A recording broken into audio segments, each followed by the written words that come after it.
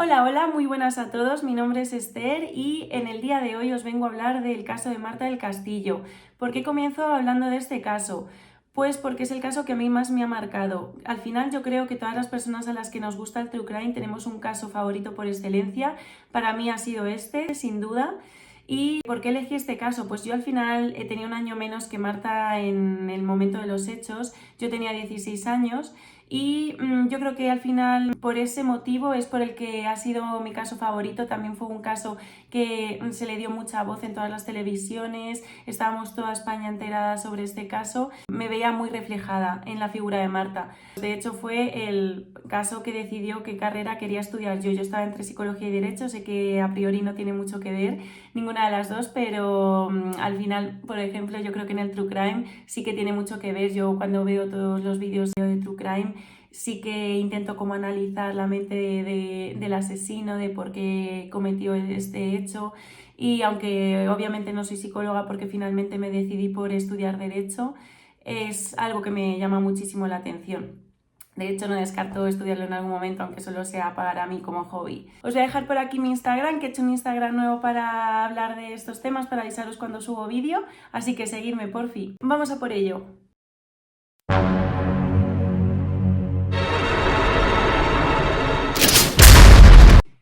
En primer lugar, os voy a contar un poquito sobre Marta para poneros un poquito en contexto antes de comenzar con el día de los hechos. Marta era una chica de 17 años en el momento de los hechos, nacida el 19 de julio de 1991.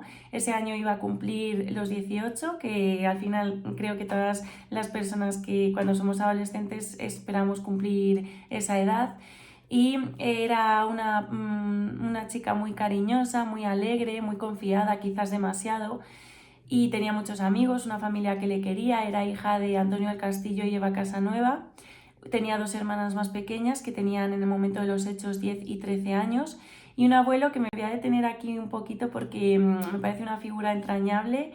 Es una persona que se ha desvivido siempre por encontrar a su nieta y no ha perdido nunca la esperanza. Creo que es un modelo a seguir como persona. Ha salido en muchas entrevistas para dar voz a su nieta. Le llaman el abuelo de España porque es que realmente pues lo es. Me parece un señor admirable.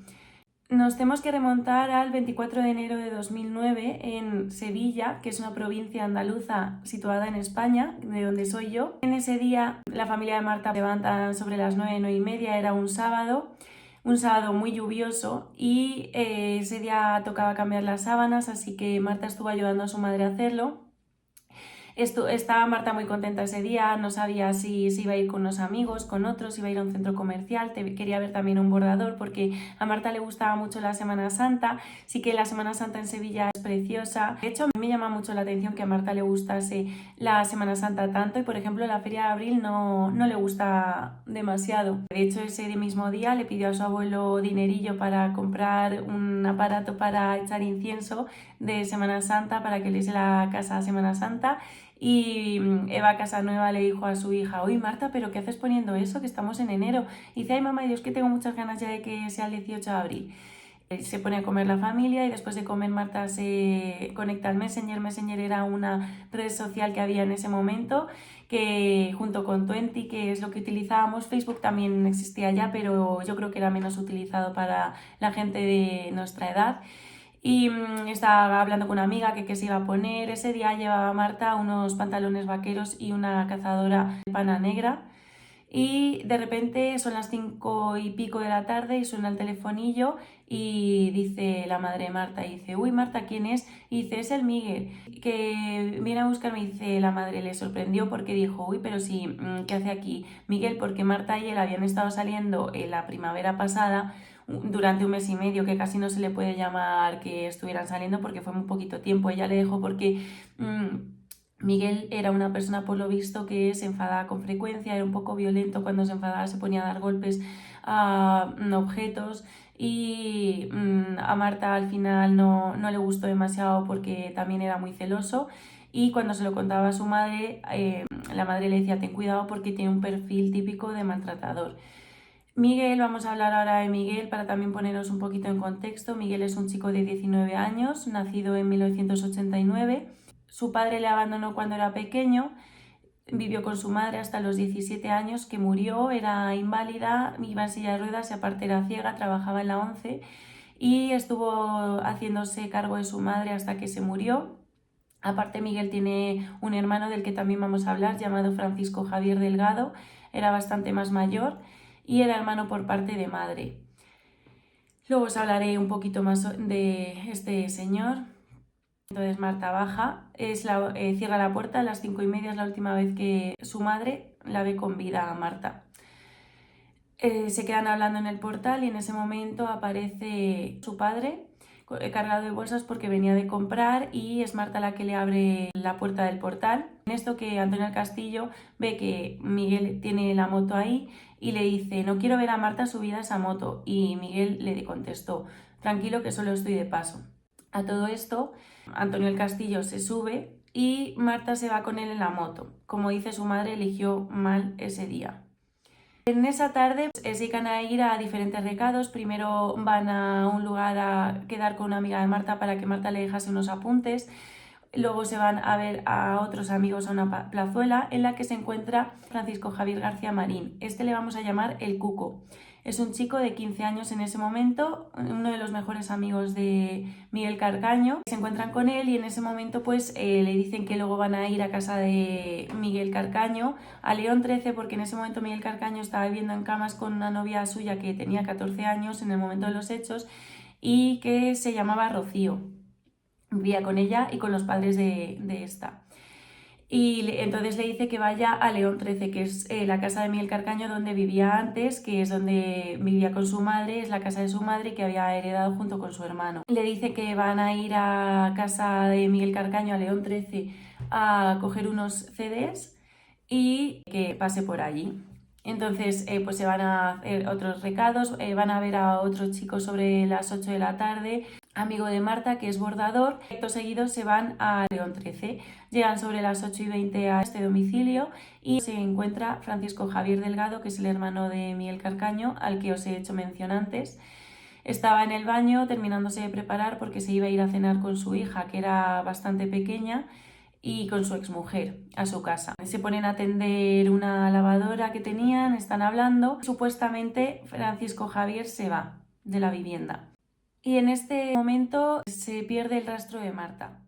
Esa tarde estaban los padres de Marta pasando la tarde con unos familiares, pero Marta estaba acostumbrada a dar toques a sus padres para informar de que estaba bien cuando estaba fuera de casa. Esa tarde no dio ninguno. A sus padres les extrañó este hecho porque no era típico en ella, y sobre las 8:30 de la tarde se empezaron a poner nerviosos y dijo la madre: uy, vámonos a casa que yo no estoy bien, me da un mal pálpito. Se van a casa por si aparece Marta, pero no aparece ni da señales. La intentan llamar sobre las 9:30 y no contesta el teléfono. A las 10 la vuelven a llamar, a las 10:34 la vuelven a llamar otra vez, pero no contesta. Entonces deciden llamar a los amigos para que les dijeran dónde estaban. Todos coincidían en que Marta había estado esa tarde con Miguel Carcaño. Lo que pasa es que Miguel Carcaño tenía varios móviles y Eva no los tenía. Entonces le pidió a sus amigos que le llamaran. Eva está llamando a todos los amigos. Uno de ellos es Samuel Benítez, que también es una figura importante en este caso. Samuel Benítez es otro amigo de Miguel Carcaño, también de 19 años, es de los mejores amigos. Así que los tres amigos son Miguel Carcaño, el Cuco y Samuel Benítez. De hecho, esta persona fue bastante vista en los medios de televisión hablando sobre Marta, de que querían encontrarla, interviniendo bastante en las búsquedas, ayudando a la familia de Marta. A las 23:34 Eva le llama y Samuel le dice que ha hablado con Miguel y le ha dicho que ha dejado a Marta en la cristalería a las 12 de la noche. La cristalería es un lugar cercano a la casa de Marta en el que acostumbraba Miguel a dejar a Marta normalmente. En esto que Antonio se mira el reloj y dice: uy, pero si no son las 12. Entonces dicen: ¿y por qué ha dicho a las 12? Después de hablar con Samuel, Antonio decide ir a los hospitales cercanos, se va al hospital de la Macarena y dice que no, y le comunican que ahí no ha ingresado ninguna chica con la descripción de Marta. Entonces vuelve a casa y la madre le dice: ¿he ido a León 13 a buscarle?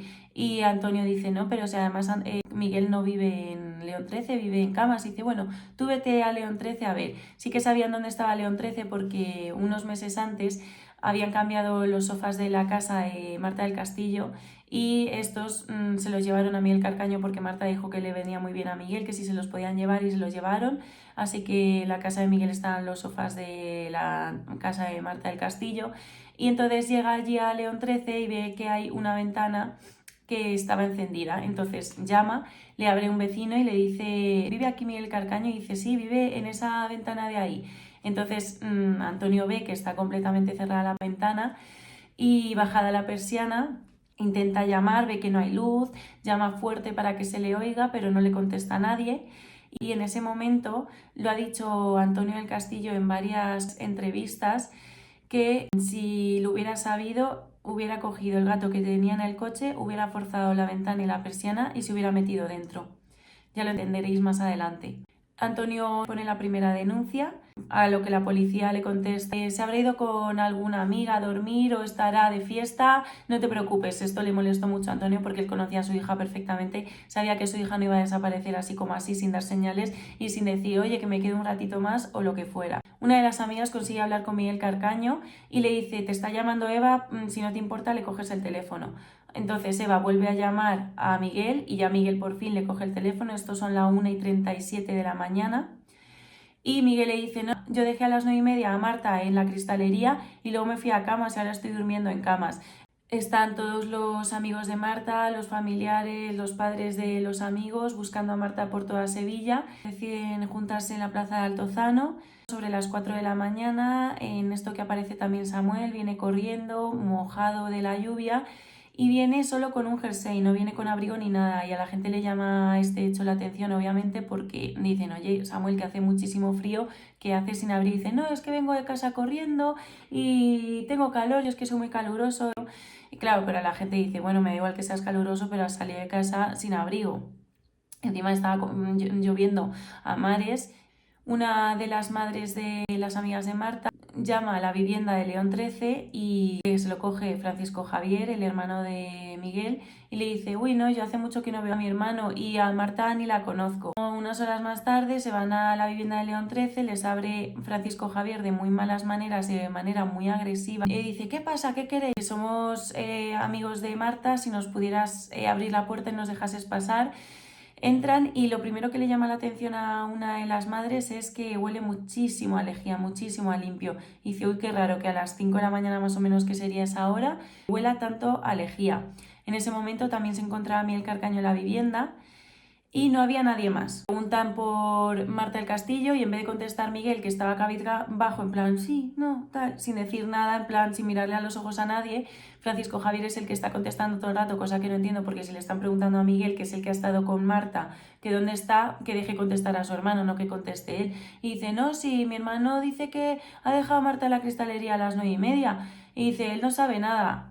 Yo no me lo imagino, o sea, yo, por ejemplo, le pasa eso a mi hermano o a mi hermana, de que les estén preguntando por una chica desaparecida o un chico o quien sea y no me pongo a contestar yo. Digo, venga, pero contesta, di todo lo que sabes. Pero en este caso, pues no, Francisco Javier está contestando absolutamente a todo. A las 6:28 de la mañana, Antonio hace una ampliación de denuncia, informando ya de la dirección de Miguel Carcaño de León 13 y dando los 3 números de teléfono que tenía Antonio y Miguel. Al día siguiente llega el hermano de Eva y decide ir con 2 amigos de Marta a casa de Miguel Carcaño a León 13. No se abre la puerta a nadie, entonces llama a un vecino y abre el padre de un chico que dice que la noche anterior había visto a Miguel Carcaño a la 1:30 de la mañana en el portal con una silla de ruedas. Esto le huele fatal al hermano de Eva, obviamente. Se va hacia casa de Eva y le dice, mira, que vengo de allí y me ha dicho un vecino que su hijo le ha visto esta madrugada a la 1:30 o 2 con una silla de ruedas en el portal. Me huele muy mal, Eva. Entonces Antonio del Castillo decide hacer otra ampliación de denuncia informando sobre este hecho, sobre la silla de ruedas. Y dice la policía, bueno, esto ya para el lunes. Y dijo Antonio, ¿cómo que está el lunes? ¿Es que la policía no trabaja el fin de semana o qué? Sobre las 7 de la tarde la familia de Marta decide hacer guardia en León 13 y a esto que llega un policía para mirar un poquito para ver qué ha pasado, pero hasta el día siguiente no se iba a hacer cargo el grupo de menores y le llama la atención al policía lo limpio que está todo. Ve la silla de ruedas de la que había informado el vecino que le había visto la noche anterior. Se encuentra con María García Mendaro. María García Mendaro es la que en ese momento era la novia de Francisco Javier Delgado, el hermano de Miguel Carcaño, y dice que había estado estudiando toda la noche desde las 12, 12 y pico en la vivienda y que había estado hasta las 8 estudiando y que no había aparecido nadie durante toda esa noche a esa casa, que ella había estado estudiando en el salón con la luz encendida y que no había visto a nadie. En estos días, tomando la declaración a los alrededores de Marta, a los amigos, a los familiares, y vamos a centrarnos en la versión de Miguel, en la primera versión, en la primera declaración, que es que a las 5:30 recoge a Marta. Están yendo a los diferentes lugares donde habían estado esa tarde y luego habían ido sobre las 9 o así a recoger unos CDs con 13. Y se fueron de allí sobre las 9 y pico y a las 9:30 dejó a Marta en la cristalería. En ese momento él cogió su moto y se fue a Camas a dormir con su novia. Sobre las 4:30 le llamó su hermano y le dijo: vente corriendo para aquí, que está todo el mundo preguntando por ti y por Marta, que ha desaparecido. Dice que la primera noticia que tiene de que Marta ha desaparecido es sobre las 12 de la noche, que le llama a Samuel y le dice que Marta ha desaparecido, que le está llamando Eva y tal. También a esta hora, un poquito más tarde, un amigo de Samuel dice que estuvo hablando con Samuel y que en Samuel no sabía nada de la desaparición de Marta en ese momento. Si ya lo sabías, porque te había llamado la madre de Marta, porque ahora dices que no sabes nada cuando hablas con tu amigo una hora más o menos más tarde de la que te había llamado. Durante estos días también una vecina de Marta dice que vio a Marta esa misma noche a las 9:30 llegar a casa, que le abrió la puerta del portal, le dijo buenas Encarni, y que la había visto. Esto ralentizó muchísimo la investigación porque dio veracidad a la versión de Miguel de que a las 9:30 había dejado a Marta en la cristalería. Esa señora seguramente se había confundido de día porque es la única persona que dice ver a Marta a las 9:30 y a Marta se la pierde el rastro a las 8:30. Respecto a la investigación de la policía en esos días, se comunican con la madre de Rocío, que es la novia en ese momento de Miguel Carcaño, y le piden que si le pueden dar la ropa que llevaba Miguel aquella noche. Se centra la policía también en la figura de Miguel porque es la única persona de todas las que toman declaración que dice que Marta se llevaba mal con sus padres, estaba deseando salir de su casa y fugarse, porque no soportaba más la situación que tenía en casa. Entonces a la policía le llama mucho la atención porque todos estaban diciendo lo contrario, que se llevaba súper bien con sus padres, con su familia, era una persona muy amorosa, muy cariñosa y ni mucho menos se quería ir de casa. La madre de Rocío le da la ropa que llevaba Miguel, entre ellas una cazadora, y también van a tomar muestras a la casa de Miguel. El 5 de febrero la policía llama a Miguel Carcaño, le dice que se persone en la comisaría para tomarle declaración. Está bastantes horas y cuando sale llama a su hermano y le dice que le ha machacado mucho la policía, que están diciendo que si Marta estaba muerta y que le habían metido muchísima presión. Le dejan salir otra vez, pero el 13 de febrero la policía judicial informa a Francisco Javier Delgado que han detenido a su hermano.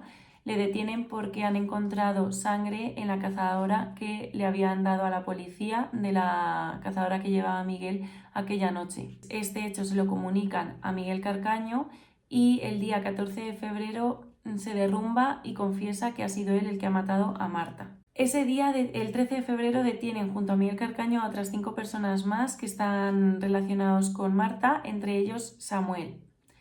Os voy a hablar primero ahora de la primera versión que realizan tanto Miguel como Samuel, como el Cuco, que unos días después también va a ser detenido. La versión de Carcaño es que llega a la vivienda de León 13, se encuentra con su hermano se va, estos se ponen a hablar en la habitación de Miguel y empiezan a discutir porque según Miguel, Marta quería volver con Miguel y que dejase a su novia en ese momento.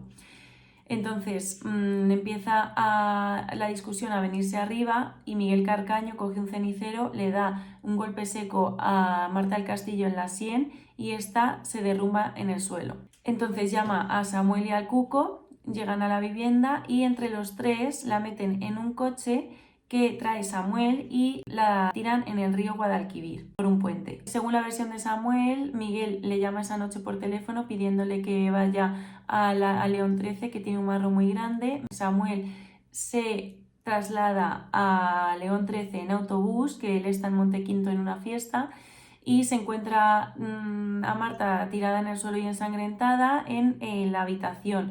Entonces Miguel se encuentra en el salón, se va desde la habitación al salón, desde la habitación al salón, pensando, y al final decide ayudarla, la coge junto con Miguel, la montan en la moto, hacen como un sándwich con ella para sujetarla.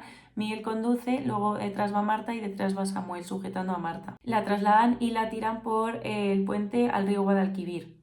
Y la versión de Cuco, que vendría días más tarde cuando le detienen porque Miguel ha dicho que el Cuco también se encontraba y también les ayudó. El Cuco, recordemos que tenía 15 años y que siempre va a declarar en compañía de su tutor legal, que en ese momento podría ser o su madre o su padre. Y dice que él llega a la vivienda y se encuentra en el salón a Marta tirada en el suelo, a Miguel, a Francisco Javier, a Samuel y a una tercera persona que no sabían quién era. Entonces trasladan a Marta en un coche sin identificar. Él no dice de quién es ese coche.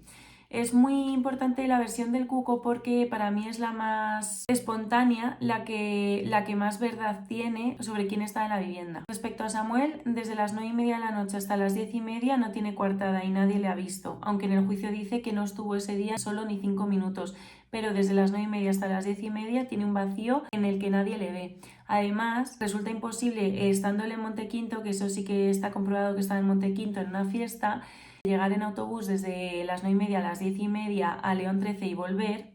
Entonces dicen que esto lo tuvo que realizar en coche, por eso él es el único que en la primera versión, dice que trasladan a Marta en la moto de Miguel, yendo los tres en un sándwich.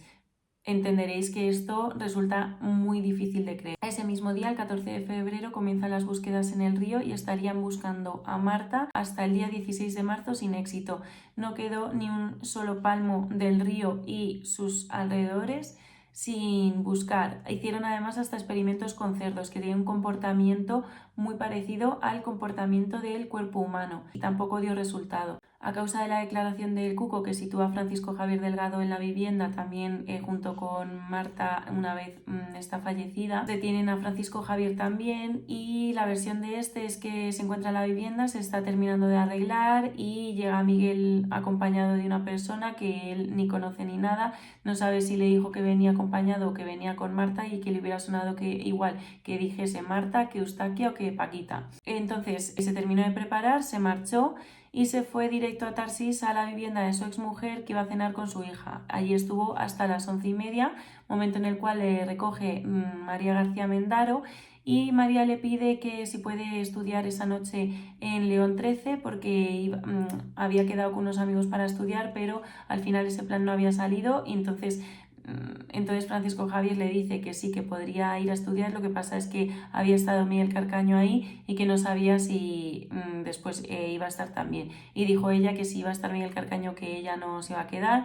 Pero bueno, le dejó las llaves y sobre las 12:30 llegó a León 13 y dice que estuvo allí estudiando hasta las 8 de la mañana. Francisco Javier es trasladado por María García Mendaro a su negocio, que es un bar que se llama el Bar de Seda. Estuvo allí hasta las 3:30 de la mañana. A esa hora se fue a otro bar que se llama el Bar Mínimo, y sobre las 4:30 llega a su vivienda León 13, es abierto por María Mendaro. ¿Y qué creéis que hizo la policía cuando Francisco Javier declara esto? ¿Creéis que fue a mirar las cámaras del Bar de Seda o cerca del Bar de Seda, al Bar Mínimo, a preguntar a los camareros? No. El caso es que a las 20:40 de la noche está demostrado que Francisco Javier seguía en la vivienda, y a las 8:28 es la hora a la que se estima que Marta ya está muerta, porque hay una amiga que no entiendo muy bien, pero esa tarde no paró de llamar a Marta todo el rato. Hubo creo que 14 llamadas que estuvo llamando a Marta y Marta no le cogió ninguna. Y la de las 8:28 la cuelga Miguel y dice que Miguel cuelga esa llamada, que Marta ya está muerta, le coge el móvil del bolsillo y cuelga esta llamada. Así que a esa hora, que es a las 8:28, Marta ya está muerta y a las 8:40 Francisco Javier seguía en la vivienda de León 13. El 17 de marzo Miguel Carcaño da otra versión de su declaración y dice que es el Cuco el que ha matado a Marta asfixiándola, pero antes la había violado. Hay muchas incongruencias en esta declaración, tan pronto se encuentran las manos atadas como sueltas, como atadas delante, atadas detrás. Dice que la pone en el tensiómetro con las manos atadas, eso es imposible. Luego dice que no, que es que ya se encontraban desatadas. Bueno, que hay muchas fallas en su declaración, entonces por la noche de ese mismo día vuelve a cambiar la declaración y se mete él también diciendo que él también la violó a Marta y la mató entre los dos. Y entre Samuel y Miguel pusieron a Marta en 2 bolsas de basura, la sacaron en la silla de ruedas y la tiraron al contenedor. Entonces el 18 de marzo comienzan las búsquedas en el vertedero, pero también se hicieron sin éxito. Además, era probable que hubiera sido esta la forma en la que hubieran sacado a Marta, porque hay un señor que sobre las 2 de la mañana dice que vio a 2 chicos llevar un bulto en una silla de ruedas, pensó que era una alfombra y le pareció extraño que a esas horas alguien tirase basura. Además, ese mismo día, como estaba lloviendo, no pasó por unos ciertos controles a los que pasa la basura y así hubieran encontrado el cuerpo de Marta en esos controles. Pero tampoco se encontró a Marta. El 14 de abril de 2009 detienen a García Mendaro y dice... ¡Uy! Nina, para. El 14 de abril de 2009 detienen a García Mendaro. Esta les dice que estuvo estudiando en la vivienda desde las 12 de la noche hasta las 8 de la mañana y que allí no apareció nadie esa noche. Además, tiene contradicciones esta versión porque un vecino que dijo que sobre la 1:30 2 había visto a Miguel Carcaño con una silla de ruedas y dice que no, que Miguel Carcaño no fue a esa vivienda por ninguna silla de ruedas, que el padre Marta del Castillo, que había llamado a la 1:45 a esa vivienda, tampoco había escuchado nada a García Mendaro y dice que no había habido nadie ni nada, y que todos los vecinos y todos los amigos que pasaron por allí esa noche tampoco pasó nadie. Ella estuvo tranquilita estudiando toda la noche, desde las 12 de la noche hasta las 8 de la mañana. Aún así, sueltan a García Mendaro. El motivo que cree la familia, que yo también creo, es que es hija de una política andaluza del Partido Socialista Andaluz. Tenía mucho poder y por eso la soltaron, no la detuvieron. Nadie entendió que no la detuviesen cuando también estaba ahí metida en ese asunto, porque ella había estado en esa vivienda. Yo creo que lo normal es que la hubieran detenido a ella también. Samuel ya se encontraba detenido, Francisco Javier también, aunque el 20 de mayo de 2009 dejaron en libertad a Francisco Javier. El motivo del juez para dejarle en libertad es que veía una intervención limitada en la desaparición del cuerpo de Marta del Castillo y en su muerte, y es este mismo juez el que ordenó la detención de Francisco Javier, diciendo que era el ideólogo de los hechos. Entonces, ¿en qué quedamos? ¿Por qué le detienes? Porque es ideólogo, y luego que su intervención era limitada. El 13 de septiembre de 2009 toman declaración a Rocío, la novia en aquel momento de Miguel Carcaño, y dice que Miguel Carcaño le dijo esa misma noche que tenía que irse a su vivienda de León 13 a borrar unas pruebas con su hermano, porque había estado esa tarde con Marta y habían discutido, le había dado con un cenicero y había un charco de sangre y había matado a Marta. Unos días más tarde le dijo a Rocío que habían enterrado el cuerpo de Marta en una zona de camas. Entonces comienzan las búsquedas en aquel sitio de camas, pero el 10 de marzo de 2010, ante la búsqueda infructuosa, terminaron las búsquedas. Para terminar de hablar de las búsquedas, también hubo una zona en Majaloba, que es una posterior versión de Miguel, que dice que la enterraron allí y estuvieron buscando. Además, es que el 12 de enero de 2012 encuentran una manta con manchas rojas y la familia ya estaba pensando que ya iban a encontrar el cuerpo de su hija. Además, estaba ahí el abuelo de Marta y fue una de las personas que ayudaron a sacar esa manta, que pesaba muchísimo porque estaba completamente lodada. El 30 de septiembre de 2013 comienza la búsqueda en Majaloba y en marzo de 2014 Miguel Carcaño se somete a la máquina de la verdad y, según esta prueba, Marta fue enterrada y no tirada al río, cerca de Sevilla, por una escombrera. Buscan ahí también sin éxito. Vamos a seguir ahora con los juicios. Tuvieron lugar dos juicios, un juicio de menores y el otro el juicio de mayores. En el juicio de menores se inculparía al Cuco, a Francisco Javier García Marín, porque tenía 15 años en el momento de los hechos.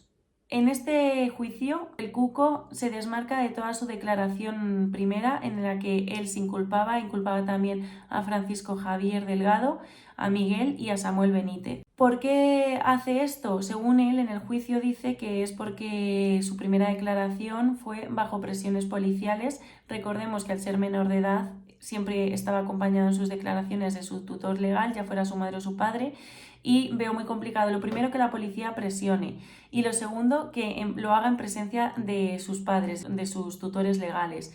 Además, ellos declararon en ese juicio y dijeron que en ningún momento presionaron al Cuco, que el 4 de marzo fue el Cuco el que se desplomó cuando la policía llegó al centro de menores y le informaron de que habían encontrado ADN de Marta mezclado con el del Cuco. Eso quiere decir, cuando está mezclado, que habían estado juntos en ese momento, no que él hubiera estado y en otro momento hubiera estado Marta, sino que estaba mezclado.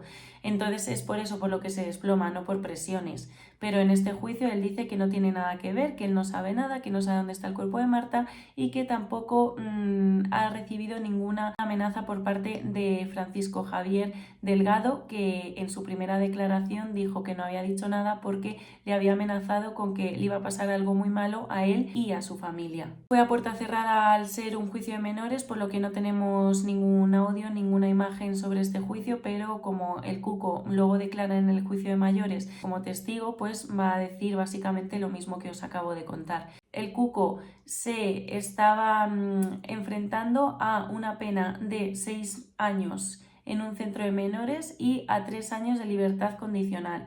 Finalmente declara inocente sobre el asesinato y violación de Marta, que es a lo que se está enfrentando, y se le declara encubridor, por lo que le cae una pena de 3 años de interno en el centro de menores, pudiendo el último mes pasarlo en libertad condicional. Respecto al juicio de mayores, da comienzo el día 17 de octubre de 2011. Miguel fue el primero en declarar. Él en todo momento quita de la ecuación a su hermano Francisco Javier Delgado. Dice que él fue el quien mató a Marta, que tuvieron una discusión, se encontraban los dos solos en la vivienda y cogió un cenicero, la dio. Fue un arrebato que tuvo. Esto lo hace para evitar ser juzgado por asesinato y que se le imponga la pena de homicidio. Además dice que la versión de la violación la dio para vengarse del Cuco porque había situado en la escena de los hechos al hermano de Miguel, a Francisco Javier, y que lo hizo como venganza hacia el Cuco, pero que en ningún momento hubo violación, y aparte también para evitar que fueran juzgados por un jurado popular, ya que al final, como os he dicho al principio, España estaba volcada con este caso y va a salir muy mal parado. Dice que en ese momento llega el Cuco, le abre la puerta, se encuentra todo el percal y le dice que se vaya a una cabina a llamar a Samuel porque el Cuco no tenía saldo. Miguel se queda en la vivienda, le pone el tensiómetro a Marta para ver si está viva. Esto también lo hace para evitar que se le juzgue por haber enterrado a Marta viva, sino que él ya se había cerciorado de que estaba muerta.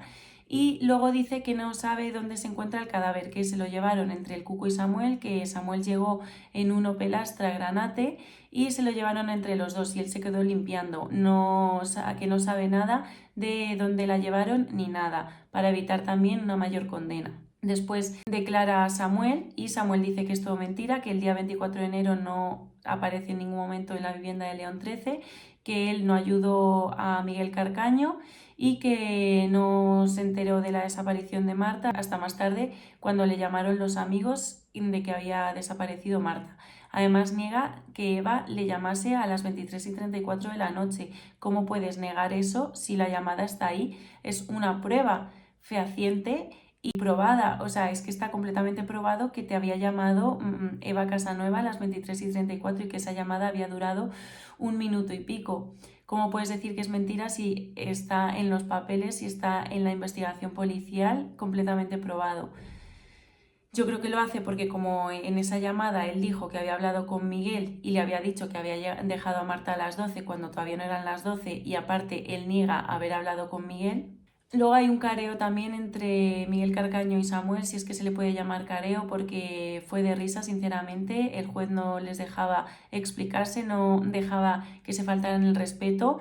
Yo creo que en este momento él se debería haber callado y haberles dejado hablar, y si se tienen que matar ahí mismo, pues que se maten. Me da igual estar en un juzgado y que haya que tener respeto en el juzgado en este momento, en un careo como este, tan importante, en el que podría haber salido alguna verdad. No sale. ¿Por qué? Porque está diciendo todo el rato, no, callaros, no se faltéis el respeto, bajad la voz, no sé qué. No me parece suficiente. O sea, al final pidieron este careo porque lo estaba pidiendo la familia, pero era un poquito como, venga, cállate, ya pedimos el careo. Pero no querían que existiera ese careo. Seguidamente viene el Cuco a hablar también como testigo. Dice lo mismo que os he contado, que él no tuvo nada que ver, que no sabía absolutamente nada. En ningún momento Francisco Javier le había amenazado con que le iba a pasar algo malo a su familia, que las únicas amenazas que recibió fue por parte de la policía para que él inculpase, y fue la policía la que le decía en todo momento lo que tenía que decir. Esto mismo también lo dice Samuel, que tuvo presiones policiales y que recibió alguna agresión por parte de la policía. Él no dijo nada, simplemente él asentía todo lo que le iba diciendo la policía, pero que él no dijo nada que tuviera nada que ver con Marta, pero lo hizo por la presión de la policía. Después llega la declaración de Francisco Javier Delgado, que ya os la he contado, no la voy a repetir porque además sinceramente creo que es todo mentira, así que no voy a repetir una mentira.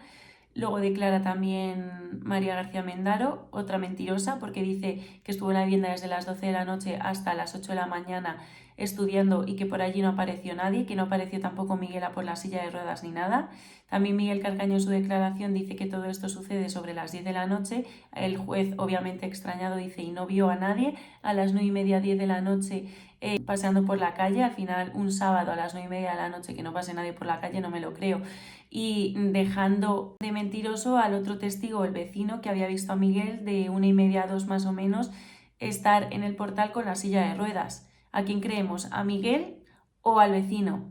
Pues el juez, por lo visto, cree más a Miguel, a María García Mendaro, a Francisco Javier, al Cuco y a Samuel Benítez que al vecino, que no tenía nada que perder, que era un testigo ocular y que sabía perfectamente la hora porque había un programa en esa época los sábados y sabía que era esa hora porque era el momento de los premios o algo así, que vamos, que era la 1:30 a 2 de la mañana. También declara la policía, obviamente confirma que no les presionaron, no les golpearon y no les amenazaron, simplemente les informaron de que podrían obtener beneficios en la condena si colaboraban con la policía, pero ni presionaron ni nada. Además es que antes de declarar y después siempre hay un médico forense que les inspecciona para evitar que sean dañados o agredidos por la policía. Y sí, hubo esto y bueno, hubo un médico forense que sí que dijo que Samuel apareció con un morado en un brazo, pero que un morado que me lo puedo hacer yo ahora mismo, algo así, y me hago un morado, ¿sabes?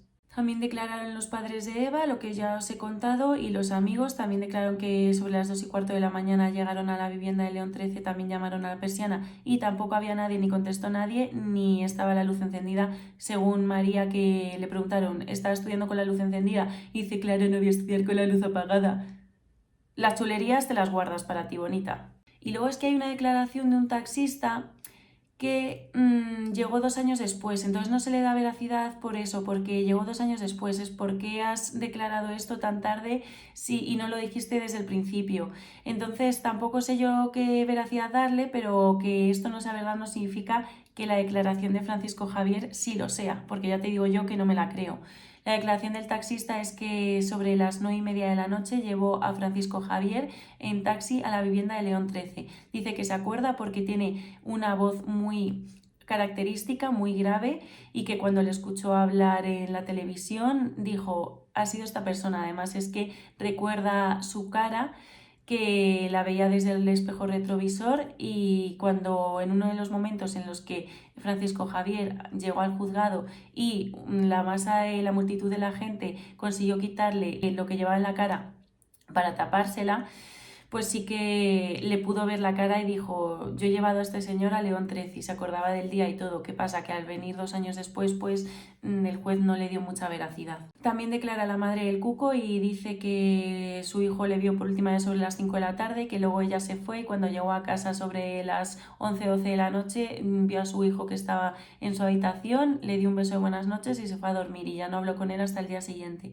Y además le preguntan: ¿es posible que su hijo le haya cogido las llaves de su coche sin que usted se dé cuenta mientras usted está dormida? Y dice: ¿cómo? ¿Que si es posible que mientras estoy dormida me coja las llaves del coche? Y dice: no, no es posible. ¿Cómo que no es posible? Es que eso ni se pregunta. Si estás dormido y no te enteras de nada. Además es que años después hubo un juicio porque la familia de Marta estaba completamente segura de que tanto el cuco como la madre del cuco habían mentido en este juicio, y efectivamente admitieron que sí que habían mentido. Y ahí se quedó, no tuvieron que declarar más. Además, como habían dicho que sí que habían mentido, Miguel Carcaño iba a aparecer también como testigo en este juicio posterior y no tuvo que aparecer porque ya habían admitido que habían mentido, pero no dijeron ni en qué habían mentido, ni el por qué habían mentido, ni nada. Pues ya que dicen que has mentido, que tengan que decir también el por qué han mentido, ¿no? El juicio termina y en enero del 2012 sale la sentencia en el que se declara culpable a Miguel Carcaño por asesinato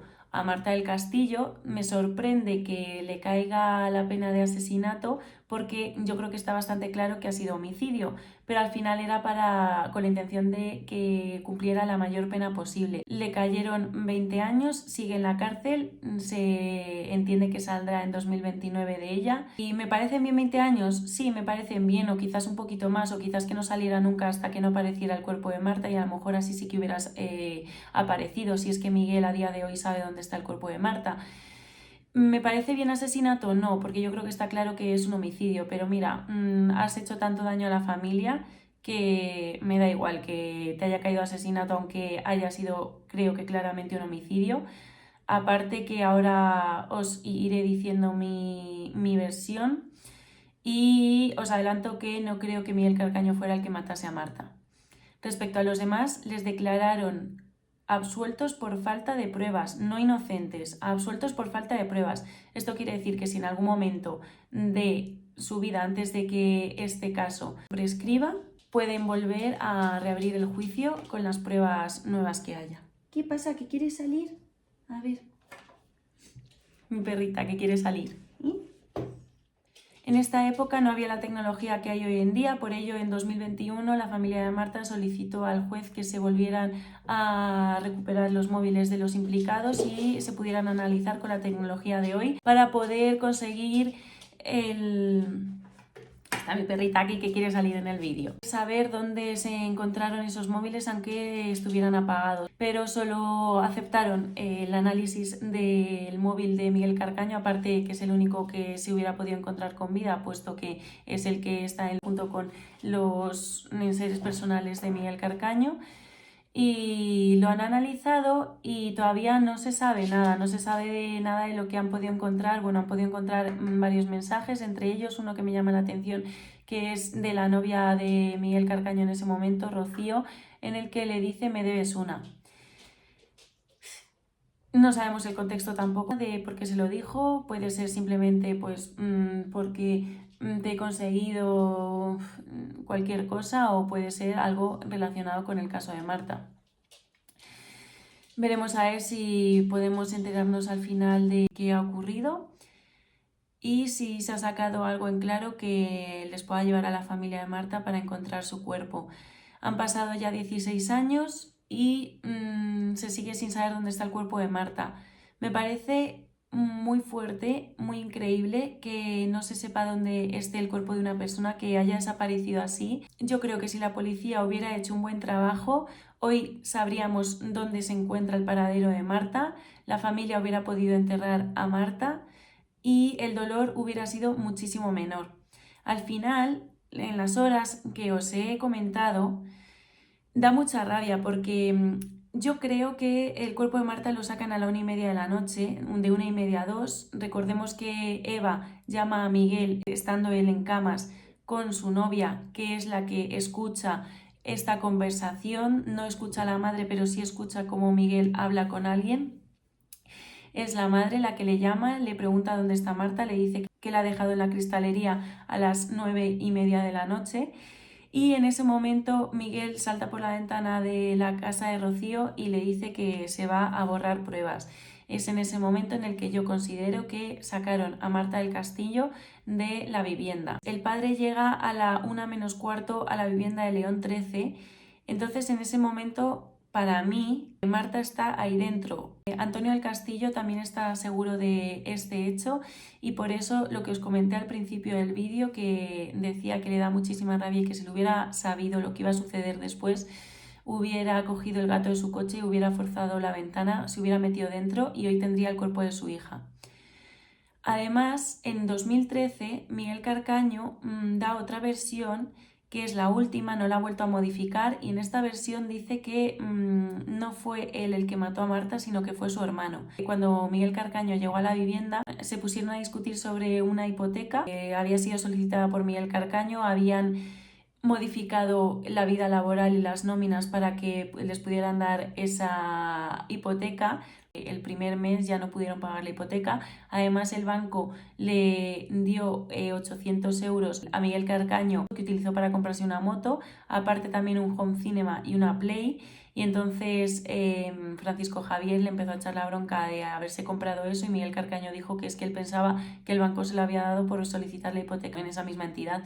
Y esto le puso muy nervioso a Francisco Javier, fue corriendo detrás de Miguel Carcaño para darle una paliza. Miguel Carcaño intentó salir, llegando a la habitación de Miguel, en ese momento le cogió Francisco Javier y le empezó a pegar. Marta le cogió por detrás a Francisco Javier y este se deshizo de ella, cogió una pistola que él llevaba porque era guardia de seguridad, tenía permiso de armas y la llevaba en el bolsillo, la cogió, él la utilizaba para cuando iba a su bar, al bar de Seda. Recordemos que la intención primera de Francisco Javier era ir a cenar a casa de su exmujer con su hija y después irse al bar de Seda. Cogió la pistola del cinturón y con la culata de la pistola le dio 2 golpes secos a Marta, dejando a Marta en el suelo supuestamente muerta.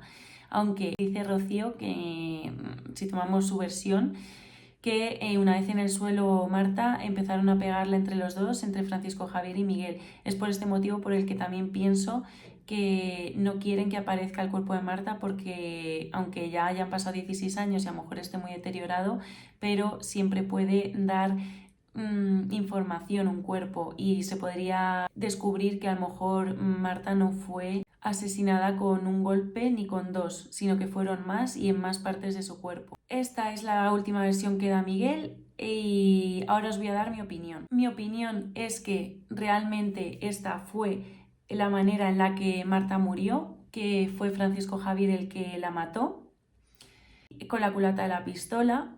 O aunque sea con un cenicero, me da igual que sea con un cero que con la culata de una pistola. Yo creo que al final fue con la culata, pero no lo dijeron en un primer momento porque al final llevar una pistola y utilizarla para algo así se podría también demostrar que esa persona, que Francisco Javier tenía en su posesión esa pistola.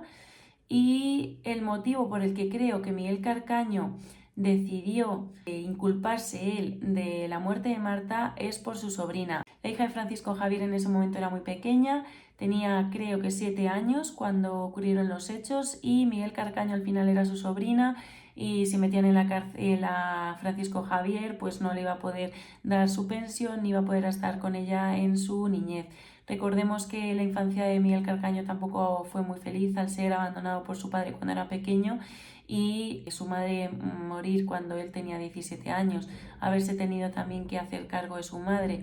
Entonces al final es algo que yo creo que deja huella y no quería eso mismo para su sobrina. Además os voy a hablar de unos datos que yo creo que hay que tener en cuenta para fabricar una versión nosotros mismos en nuestra cabeza. Y es que el 25 de enero del 2009 los horarios del bar de Seda son completamente distintos a los de los demás domingos de ese mismo mes. Siempre se abría sobre las 12:30 de la mañana para el aperitivo y la comida, luego se cerraba sobre las 4 de la tarde y se volvía a abrir sobre las 8, 9 o 10 de la noche. Este día no se abrió por la mañana, se abrió solo por la noche a las 11:30 de la noche, además solo 1 o 2 horas. Creo que es importante esto porque al final tú te acuerdas de esa noche, de que ha venido mucha gente preguntando por Marta y si vas a abrir o no ese día, tú te acuerdas, pues él dice que no se acuerda. Y además está modificada la hora del datáfono, no de la alarma es la que no se puede modificar, pero la del datáfono sí, así lo corrobora el socio de Francisco Javier en el juicio que también declaró. Y dice que sí que se puede modificar la hora porque se puede cambiar la hora del datáfono y así parecer que se ha abierto, pero la alarma no decía eso. Otro dato interesante es una escucha de una llamada de la madre del Cuco al padre del Cuco, al padrastro, diciéndole que la familia de Marta había ofrecido una recompensa de 1 millón de euros porque le dijeran dónde estaba el cuerpo de Marta, y la madre del Cuco, que sí que sabía dónde estaba el cuerpo, dice que quería llamar para que le dieran ese 1 millón de euros. Le dijo el padrastro, no lo hagas porque entonces van a comprobar que has sido tú la que has llamado por ese 1 millón de euros. Y dice, no, pues lo hago a través del abogado. Y el abogado dice, no, porque el abogado también, ¿cómo te va a dar a ti ese dinero? Luego Hacienda se va a enterar. Y ella muy chulita, muy cortita también es esa señora, pero aquí todo el mundo es cortito y no han conseguido saber dónde está el cuerpo de Marta 16 años después. Además hubo un infiltrado en la familia del Cuco y su madre y hay muchas horas de escuchas, entre ellas hay un audio que dice es que la policía investigó mal porque hubo muchas llamadas y solo se miraron las del día 24 y las del día siguiente y las del siguiente y las del siguiente, porque yo el mismo día 25 llamé a Miguel Carcaño y eso nadie lo ha mirado, nadie lo ha visto. Y es que tiene razón, o sea, me duele darle la razón a esta señora, pero es que tiene razón, es que la policía no hizo una buena investigación y por culpa de no haber hecho una buena investigación todo le salió de rechupete a estas personas, a estos personajes, mejor dicho.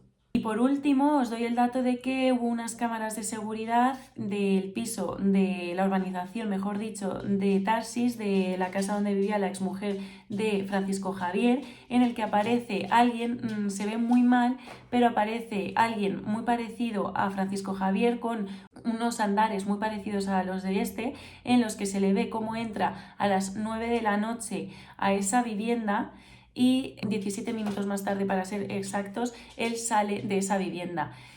Esto puede ser por dos motivos. Uno, que vaya a ver a su hija y decir, oye, no me puedo quedar a cenar, me voy. O que haya ido a por el coche de su exmujer, que lo haya cogido para poder trasladar el cuerpo de Marta.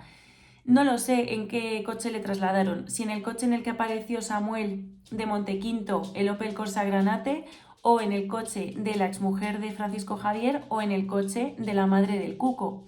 Porque hay versiones en las que dicen que fue el Cuco el que cogió el coche, con 15 años, fue a buscar a Montequinto, a Samuel, y llegaron a la vivienda y de ahí se llevaron a Marta. O bien que Francisco Javier, que le haya llevado Miguel Carcaño a Tarsis con la moto, haya cogido el coche de Rosa y lo haya llevado a León 13, o bien que Samuel haya llegado en el Opel Corsa y hayan trasladado a Marta en ese coche. No se sabe, no sé tampoco qué coches se analizaron y cuáles no. Sí que se ha dicho que en el coche de Rosa se encontró una gota de sangre que era tan pequeña que no pudieron analizar si era de Marta. Y para mí es que Samuel se trasladó de Montequinto a León 13 en el Opel Corsa Granate. El Cuco, cuando fue a llamar a Samuel, se fue a su casa a coger las llaves del coche de su madre y se lo llevó, y fue en ese coche en el que trasladaron a Marta. Y que Francisco Javier no cogió el coche de Rosa, su exmujer, porque también lo analizaron y no encontraron nada. ¿Cuál es la verdad? No lo sé. En la versión de Miguel termino diciendo que en esta versión saca de la ecuación tanto al Cuco como a Samuel y dice que solo se ocuparon su hermano y él, que la fueron a dejar en un sitio y al día siguiente volvieron los dos y Francisco Javier le echó una sustancia que olía muy fuerte en el cuerpo de Marta. Imaginamos que puede ser sosa o algo así. Y yo os voy a dar otra versión que podría haber ocurrido también, porque al final la madre del Cuco estaba muy segura de que no iba a aparecer el cuerpo de Marta nunca, Aparte también hay escuchas en las que Francisco Javier le dice a Miguel que no van a encontrar nada porque no hay nada que encontrar, porque no hay nada que buscar, y solo se me ocurre que esto sea posible porque hayan quemado el cuerpo de Marta. ¿Cómo lo pueden haber quemado? El padre de Rocío trabajaba en una incineradora de animales. Dicen que esto no es posible que la hayan quemado allí porque eso lleva un control de entrada, de salida, del peso, del carbón que utilicen, etc.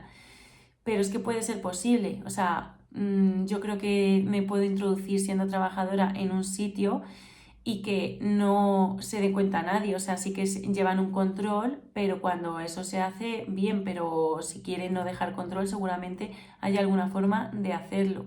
Bueno, y por último, que me parece muy triste y a la vez precioso, y es que desde la desaparición de Marta dejan la luz de la cocina dada todas las noches, que es como un faro para que Marta pueda encontrar a su familia, nunca se pierda y que la siguen recordando. Al final dice la madre en una entrevista que la ventana de la cocina da a la calle y por ahí se asomaba la madre muchas veces para ver cuándo llegaba su hija.